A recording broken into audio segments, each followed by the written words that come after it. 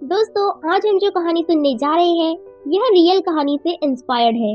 1992 में Rob hall नाम के एक आदमी ने अपना बिजनेस बना लिया और उसने लोगों को एवरेस्ट पर ले जाने का काम शुरू कर दिया। अगले 4 सालों में 19 लोगों को बिना किसी हादसे के ऊपर ले गया और सन 1996 में रॉब एक टीम को एवरेस्ट पर ले जाने के लिए तैयार करता है। जाने से पहले रॉब की वाइफ बोलती है कि जल्द ही वापस आना। रॉब की वाइफ प्रेग्नेंट है। तारीख होती है 30 मार्च 1996। बहुत सारे यात्री काठमांडू से नेपाल पहुंचते हैं। रॉब की कंपनी का नाम होता है एडवेंचर ऑफ कंसर्ट्स और रॉब के साथ कई लोग होते हैं। ये 13 लोग होते हैं और इनका पूरा सफर 40 दिनों का होता है और इन्हें 10 जून के दोपहर तक एवरेस्ट के शिखर पर पहुंचना है। अब काठमांडू से पूरी टीम 9,333 फुट ऊपर लुकला में पहुंचती है, फिर पैदल चलकर आगे जाते हैं और 17,600 फुट की ऊंचाई पर एक बेस कैंप के अंदर पहुंचते हैं। यहाँ पर कई लोग होते हैं जो अलग अलग कंपनियों के साथ एवरेस्ट पर चढ़ना चाहते हैं। 23 अप्रैल को पूरी टीम 21,300 फुट ऊंचाई तक पहुंच जाती है। यहाँ ऑक्सीजन लेवल कम होता है। यहाँ पर सारे लोग रुकते हैं और जो कंपनी एवरेस्ट पर ले जा रही होती है उन्होंने अलग अलग चोटियों पर यात्रियों के लिए कैंप लगाए हैं। यहाँ पर यात्रा करना इतना भी आसान काम नहीं होता क्योंकि अब यहाँ का मौसम और ऑक्सीजन की कमी इंसान को आगे बढ़ने से रोकते हैं। अब सभी आगे बढ़ते हैं जहाँ पर बहुत सारी परेशानी होती है और 24,000 फुट पर पहुँच जाते हैं। नीचे से रॉब की टीम की हेलन रॉब को मौसम की जानकारी देती है कि मौसम तेजी से बदल रहा है, पर मौसम ने अपना रास्ता बदल लिया है। लेकिन अगर ये उत्तर की तरफ नहीं गया तो 18 तारीख को बहुत बड़ा हादसा हो सकता है। लेकिन इन सब की कहीं ना कहीं एक जिद होती है कि हमें यह करके दिखाना है। वह लगातार आगे बढ़ते ही जा रहे हैं जो कि 26,055 फीट की ऊंचाई पर है और अब इस ऊंचाई पर मौसम बहुत खराब होता है और यहाँ पर सभी तय करते हैं कि अब आगे नहीं बढ़ेंगे क्योंकि आगे बढ़ने का मतलब मौत है। लेकिन शुक्रवार 10 मई को मौसम एकदम शांत हो जाता है। तूफान का कोई भी नाम नहीं होता और 12:30 बजे यह सब ऊपर चढ़ने का फैसला करते हैं। सब आगे बढ़ते हैं और यहाँ से शिखर तक पहुँचने का रास्ता 12 घंटे का है। आपको क्या लगता है, क्या ये सभी लोग एवरेस्ट पर पहुँच जाएंगे? जानने के लिए स्टोरी को लास्ट तक देखें। और क्या एवरेस्ट पर पहुँचने के बाद वापस सही सलामत घर तक भी पहुँच जाएंगे? क्योंकि रास्ता बहुत कठिन है लेकिन जिद है कि मंजिल को पाना भी है। तो चलो अब जल्दी से पहले वीडियो को लाइक करो और चैनल को सब्सक्राइब कर लो। सुनते हैं आगे की कहानी। सुबह 4:55 पर 27,600 फुट तक पहुंच जाते हैं। यहाँ पर बैग नाम के आदमी की आंखों में कुछ प्रॉब्लम होती है। बहुत तेज हवाएं, खराब मौसम और यहाँ पर ऑक्सीजन की कमी। कैसे बचेंगे सभी लोग? क्योंकि कुछ साल पहले ही बैग का आंखों का ऑपरेशन हुआ था। इस कारण बैग को दिखाई नहीं देता, बहुत कम और धुंधला दिखाई दे रहा था। तो रॉब उसे बोलता है कि हम आगे बढ़ रहे हैं, अगर तुम ठीक महसूस करो तो आधे घंटे के बाद तुम भी आगे बढ़ जाना, नहीं तो तुम्हें अपना सफर यहीं पर खत्म करना होगा। और सब यहाँ पर आगे बढ़ना शुरू कर देते हैं और यहाँ से 3 लोग वापस लौटने का फैसला करते हैं क्योंकि वहाँ पर हवाएं बहुत तेज हो रही थी, इसलिए बहुत ठंड होती है और उनकी ऑक्सीजन भी खत्म हो रही है। इसलिए मंजिल बहुत करीब होने के बावजूद भी वह लौट जाते हैं। यहाँ पर बर्फ की दरार में 19 लोगों की मौत हो चुकी है, इसलिए बिना रस्सियों के, बिना सीढ़े के आप एक कदम भी आगे नहीं बढ़ सकते। अब उनकी पूरी टीम जिस जगह पर होती है वो 28,740 फुट की ऊंचाई है और जब लोग इतनी ऊंचाई पर पहुंच जाते हैं तब उन्हें हाइपोथर्मिया हो जाता है जो ऑक्सीजन की कमी से होता है, जिसमें गर्मी होने लगती है, जुबान लड़खड़ाती है, गुस्सा आता है, शरीर में चिड़चिड़ापन आ जाता है, कुछ भी समझ नहीं आता, माइंड एकदम शून्य हो जाता है। अब किसी के अंदर शक्ति ही नहीं है, फिर भी इनके अंदर का जोश उन्हें आगे बढ़ाए जा रहा है। कितना कठिन होगा ये सफर, सोचने से भी डर लगता है। अब दोपहर 1:14 पर ये एवरेस्ट की चोटी पर पहुंच जाते हैं। फाइनली इन लोगों ने कर दिखाया। सफर कितना मुश्किल था, सोच के भी हिम्मत काम नहीं करती। जरा कल्पना तो करके देखना, हमें थोड़ी ठंड लगती है, थोड़ी घबराहट होती है तो हमारी स्थिति क्या हो जाती है। लेकिन इन लोगों ने कैसे किया होगा, सोच करके ही डर लगता है।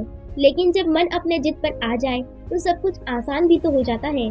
और फिर यही हिम्मत और यही जज्बा उन्हें इस एवरेस्ट की ऊंचाई तक पहुंचा गया।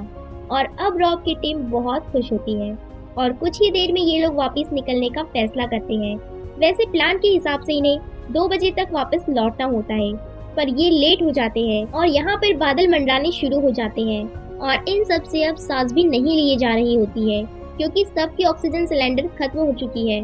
रॉब कॉल पर बताता है कि सबका ऑक्सीजन खत्म हो चुका है और जितने भी एवरेस्ट की चोटी पर पहुंचे हैं अभी वापस लौटना शुरू कर रहे हैं। अब वहाँ पर एक और आदमी जो टीम का है जिसका नाम डब होता है वह ऊपर आ रहा है। रॉब उसे मना करता है लेकिन वो कहता है कि वो अभी नहीं गया तो कभी नहीं आ पाएगा और रॉब उसे बड़ी ही मुश्किलों से ऊपर ले जाता है। और जब वह वहाँ से नीचे उतरना शुरू करते हैं तब डॉब की हालत बहुत ही ज्यादा खराब हो जाती है। रॉब बड़ी मुश्किलों से उसे नीचे उतारने की कोशिश करता है। वह डब को बोलता है कि तुम यहाँ से बिल्कुल भी आगे मत जाना, मैं तुम्हारे लिए ऑक्सीजन लेकर आता हूँ, क्योंकि उसकी ऑक्सीजन पूरी खत्म हो चुकी है और वह पूरी अधमरी हालत में है। लेकिन डब का दिमाग तो सुनने को खाली ही नहीं है, उसका दिमाग एकदम सुन्न हो चुका है, उसे कुछ भी समझ नहीं आता। वह रॉब के पीछे आता है और रॉब को पता ही नहीं होता कि डब उसके पीछे आ रहा है। यहाँ पर डब खाई में गिर जाता है और मर जाता है। यहाँ पर रॉब भी पूरी तरह से थक चुका है और फिर यहाँ पर उसका एक साथी भी मिलता है जो उसे आधा सिलेंडर देता है। रॉब को ऑक्सीजन मिल जाती है और वह दोनों तूफान में नीचे उतरना शुरू कर देते हैं। तूफान शांत होने की बजाय बढ़ते ही जा रहा है और अब रात के 3 बजे होते हैं और नीचे से बताया जाता है कि उनकी मदद के लिए लोगों को उनके पास भेजा जा रहा है, पर वह तभी वहाँ पर आ सकते हैं जब तूफान शांत होने का नाम लेगा। और ऊपर वह लोग ऑक्सीजन और तूफान से मर रहे होते हैं। और अब सुबह 5 बज जाते हैं और आज 12 मई होती है।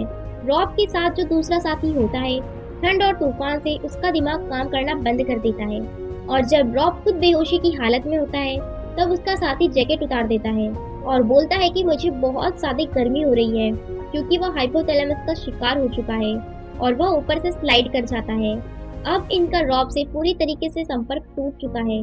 पर जब तूफान बंद होता है तब रॉब को कॉल आता है और वह बोलता है कि मैं हिल भी नहीं पा रहा हूँ क्योंकि उसके हाथ पैर जम चुके हैं और मुझे मदद चाहिए और मेरा साथी भी मर चुका है और अब मैं नहीं आ पाऊंगा। फिर इनका कनेक्शन टूट जाता है।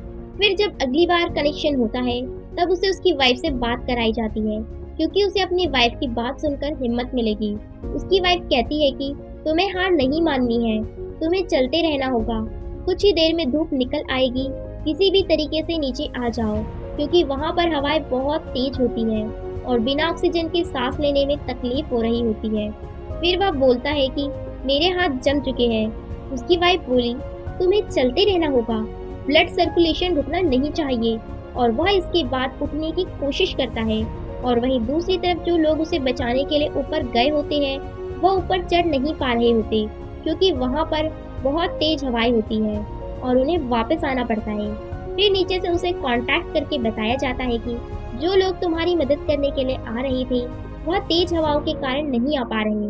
वहीं रॉब की वाइफ उसके लिए बहुत ज्यादा चिंतित होती है और वह बोलती है कि मुझे रॉब से बात करनी है और वह रॉब से बोलती है कि तुम्हें घर आना होगा, मैं तुम्हारा इंतजार कर रही हूँ। वह अपनी वाइफ को बोलता है कि मैं सारा से नहीं मिल पाऊंगा, क्योंकि उसे लगता है कि उसकी वाइफ को लड़की होने वाली है। उसने पहले से ही उसका नाम सारा रख दिया है। वह बोलता है कि मुझे माफ कर देना, उससे मैं नहीं मिल पाऊंगा, क्योंकि रॉब समझ जाता है कि वह यहाँ से नहीं निकल सकता और यह उसका आखिरी वक्त है। उसकी वाइफ बोलती है कि ऐसा मत बोलो, तुम हार नहीं मान सकते। रॉब बोलता है कि तुम्हें और मेरी होने वाली बेटी से मैं बहुत ज्यादा प्यार करता हूँ, तुम अपना ख्याल रखना। और इसके बाद उनका फोन डिस्कनेक्ट हो जाता है। दूसरी तरफ बैग, जिसे देखने में परेशानी हो रही होती है, वह धीरे धीरे आगे बढ़ रहा होता है। रात को तूफान आया हुआ था और इस तूफान के बाद वहाँ के सभी लोग मारे जा चुके होते हैं। अब बैग को हेलुसिनेशन होना शुरू हो जाता है। उसे अपनी वाइफ और बच्चे दिखाई देने लगते हैं और वह वापस पूरी हिम्मत से बोलता है कि मैं कैंप तक पहुंच जाऊंगा, जहां पर और भी लोग होते हैं, लेकिन उसकी हालत बहुत खराब होती है। और जब यह बात उसकी फैमिली को पता चलती है तो उसकी वाइफ बोलती है कि मैं हेलीकॉप्टर का इंतजाम कर लूंगी, लेकिन ऊपर हवा का दबाव बहुत ज्यादा होता है वहाँ पर हेलीकॉप्टर नहीं ले जाया जा सकता। पर बेक की वाइफ नेपाल में जो अमेरिकी एम्बेसी होती है वह उन्हें कॉल करती है और वह उन्हें बेक की मदद के लिए प्रेशराइज करती है और वह बेक के लिए हेलीकॉप्टर भेजने के लिए मान जाती है और बड़ी मुश्किलों से हेलीकॉप्टर भिजवाकर बेक को बचा लेती है। वहीं दूसरी तरफ सबकी मृत्यु हो जाती है और बेक का इलाज करवाया जाता है, पर हाथों में और नाक में खून जमने की वजह से वह गल गए होते हैं, जिसकी वजह से उसके हाथ और नाक को काटना पड़ता है। मगर बेक की फैमिली उसका साथ देती है और आज भी वह अपनी वाइफ और बच्चों के साथ रहता है।